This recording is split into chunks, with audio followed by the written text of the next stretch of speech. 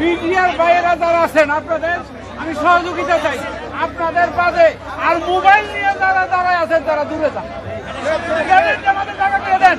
আমাদের প্রধান অতিথি আমাদের অতিথিবৃন্দ আজকে বিএনপি তারাই একমাত্র বিএনপির সম্পদ, এই সম্পদ বিএনপির আগামী দিনের ভবিষ্যৎ। সকলের সহযোগিতা চাই, একটু দূরে যান।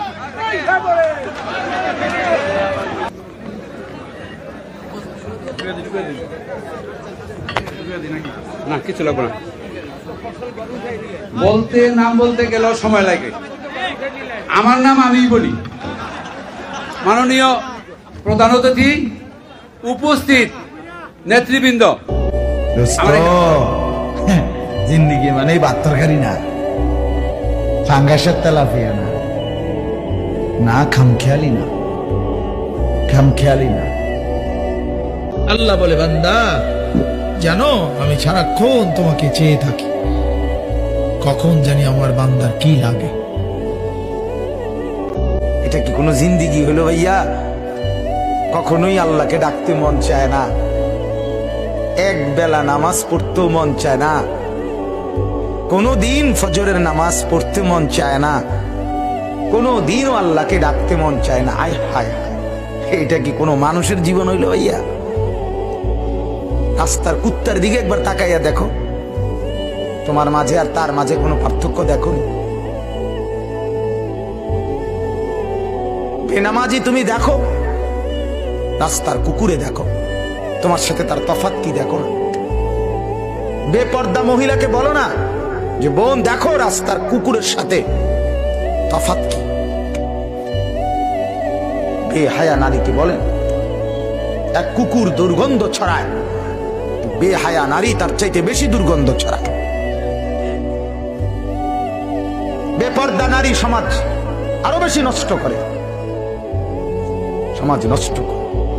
যে মেয়েটা বেপর্দা হইয়া অসংখ্য যুবককে নিজের শরীর দেখাইল, আল্লাহর কসম এই সমস্ত যুবকের গুনার সমপরিমাণ পীড়া ওই নাফরমান মেয়ের কাঁধে উঠবে, মহিলার কাঁধে উঠবে, কোনো সন্দেহ নেই।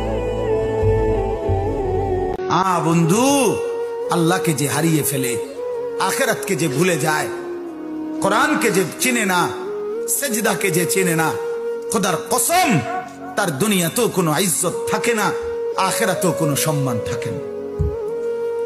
যে আল্লাহ হারা সে সর্বহারা, যে আখিরাত হারা সে সর্বহারা, যে সেজদা ছাড়া সে সব হারা, যে কোরআন হারা সে সব হারা।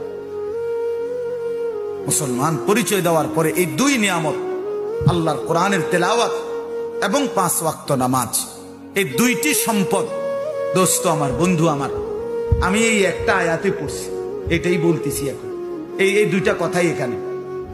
এই দুইটি নিয়ামত একজন মুসলমান পরিচয় দেওয়ার পর, একজন মুমিন পরিচয় দেওয়ার পর, এই দুইটি নিয়ামত যার মধ্যে নাই, কসম আল্লাহ তার কিচ্ছু নেই, তার কাছে কিচ্ছু নাই।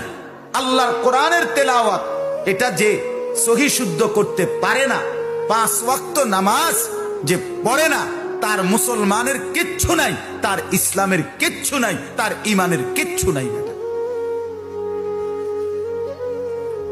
আফসোস ছাড়া হাসরের ময়দানে আর কিছুই জুটবে না।